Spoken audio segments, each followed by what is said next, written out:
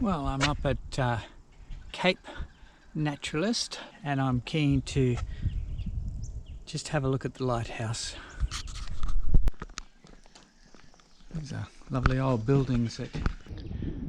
Well, this is the lighthouse and it dates 1903, so it's well restored, and as I say, it's operational.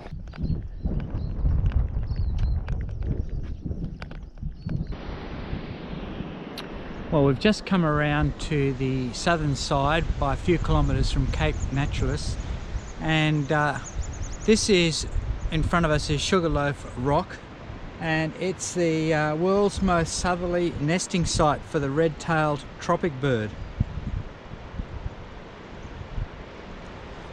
And what attracts them is the marine life associated with the warm LEEUWIN current.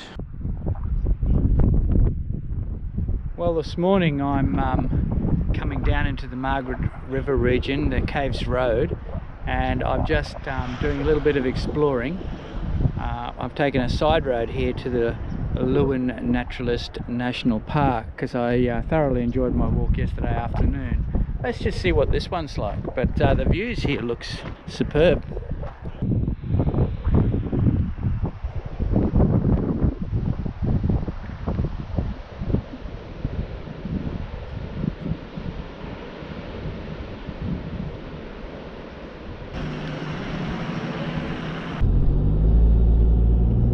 Pretty drive coming along the Caves Road, and wineries are on both sides of the road. This cute little winery here is called Swings and Roundabout.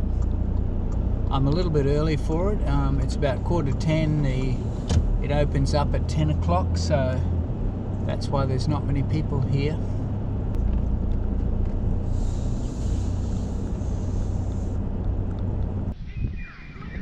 So we're coming in here to Howard Park that produces the mad fish. So here we are inside the wine tasting at Howard Park. They produce the wine mad fish. You can see the quality of the of these wineries.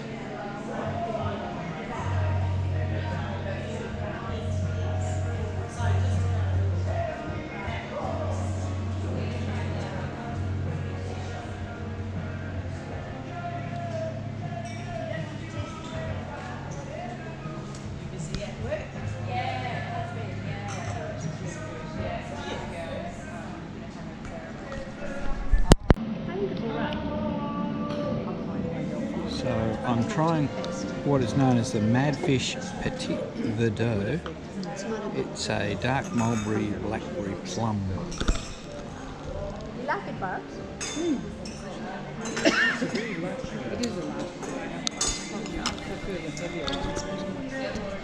We're going to stop it over there. She's not on the list. Well, here we are in the cellar. Just crossed over the Margaret River and we're now on the southern side of the Margaret River.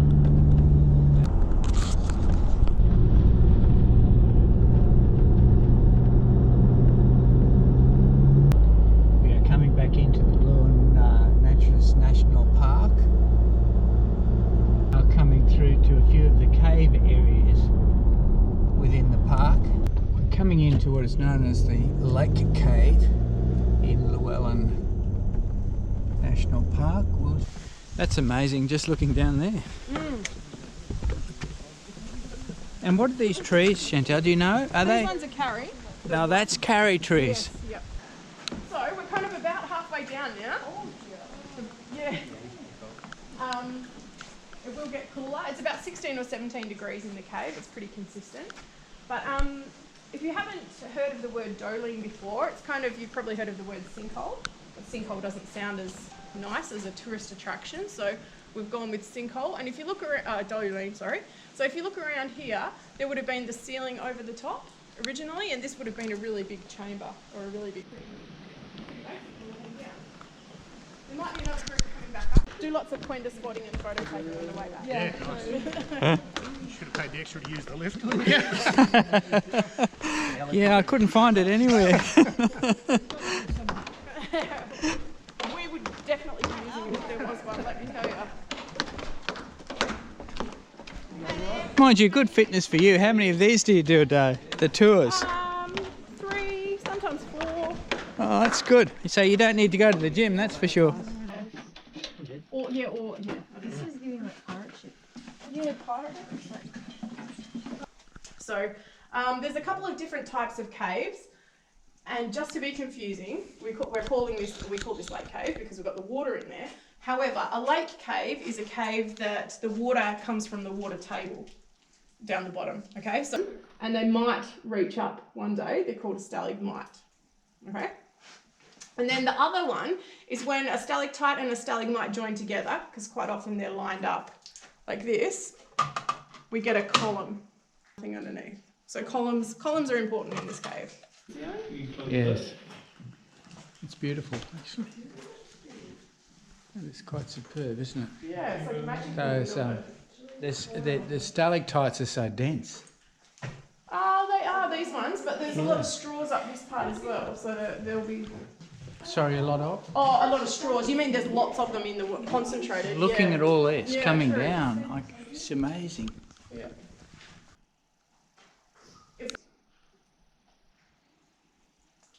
And they drip down from inside the straw? Yeah, so they're called straws because they're hollow.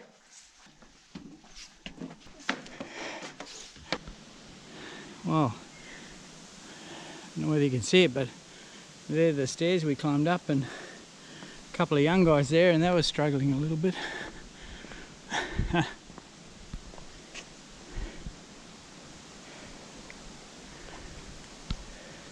Anyway, that was a great experience. That's what happened to the last person who climbed up those steps. All these beautiful trees are kari trees, and they survive up to 400 to 500 years of age.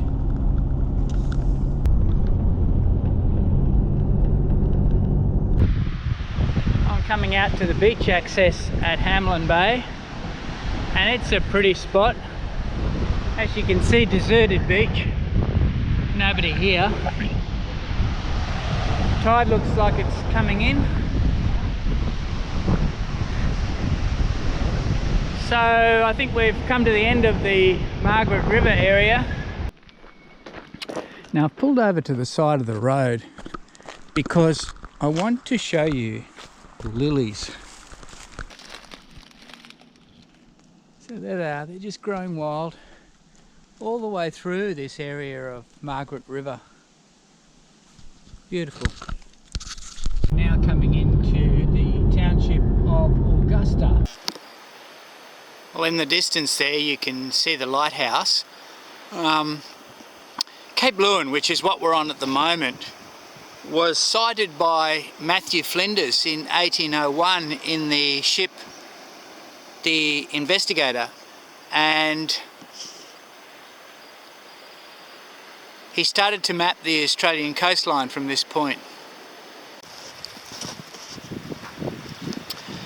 Well, I've set up my campsite at Augusta, and we've got inclement weather coming in. There'll be showers over the next couple of days. So I wanted to get out quickly to have a look at the lighthouse.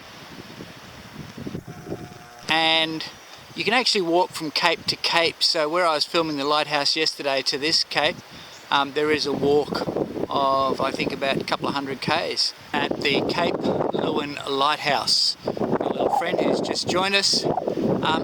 This is where the Southern and Indian Oceans meet. Well, we've paid our $6 entry fee. So this was erected in 1895 and it's a working lighthouse.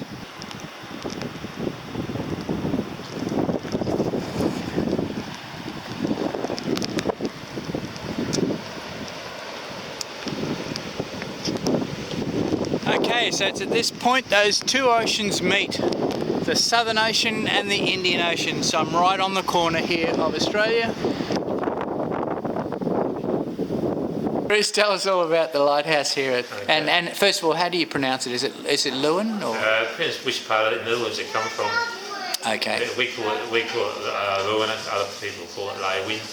We call it LEEUWIN. Right. We're most southwesterly point of Australia. Indian, two oceans. We have the Indian Ocean on the west, and we've got the Southern Ocean in the south. And you go out in the boat, the whole boat just shows its shape sometimes. Lighthouse itself, 39 metres. Foundations go down 7 metres. Walls start 2 metres thick at the base, tapering to 1 at the top. We get wind speeds over 100 kilometres an hour. We'll get a 1 centimetre movement. Wow. Early explorers, Dutch, French. First were Dutch, 1622. So naming this area Land of Leeuwin, later Cape Leeuwin. Well, thank you for that. And you were telling me the number of shipwrecks that... Oh yeah, 22 shipwrecks before that we know of before the lighthouse was built. The third one, Pericles 1910, a luxury passenger cargo liner. 500 passengers and crew got on the lifeboats. Every man, woman, child saved. 1.5 million Australian dollar payout from Lords of London. Wow. Part of that was used to build the Titanic.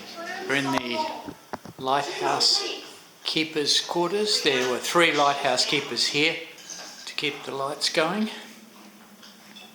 And this is an interpretive centre, so... A shipwrecked adventurer had 13 the fair winds blown the auto eventyr med. And although I became one of the best boxers in Queensland, my closest scrape was as assistant lightkeeper at Cape Leeuwin. Now my labour here was made more pleasant by encounters with Eva, the pretty and very charming keeper's daughter, with whom I once shared a kiss. Unfortunately, the door being open on the seaward side, a fisherman noted our innocent moment and scurried off to tell Eva's father. Well, soon there was a substantial cursing and a violent knocking at the door, which occasioned me to make a hasty escape, made all the more expedient thanks to the neighbor's horse. I rode hard to Augusta, and then realized that my worldly possessions were all behind me, and never to be seen again.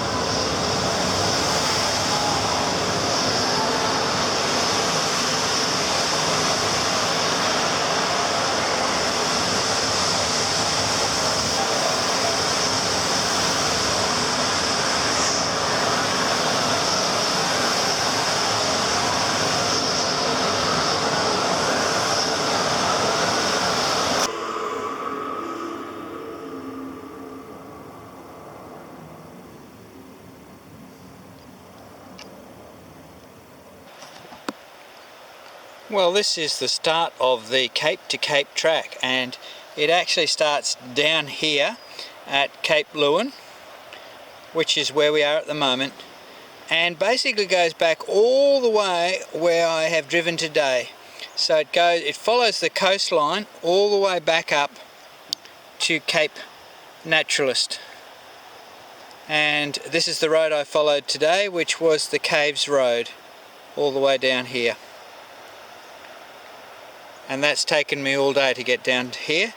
So that walk would take several days, but I think it's supposed to be one of the best walks in the world, and I think I would think that would be definitely the case, especially when you're seeing animals like this and coastlines like that. But this is the Cape to Cape track.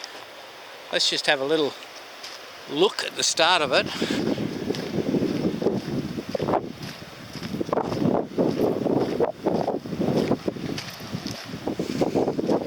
I certainly won't be walking it today.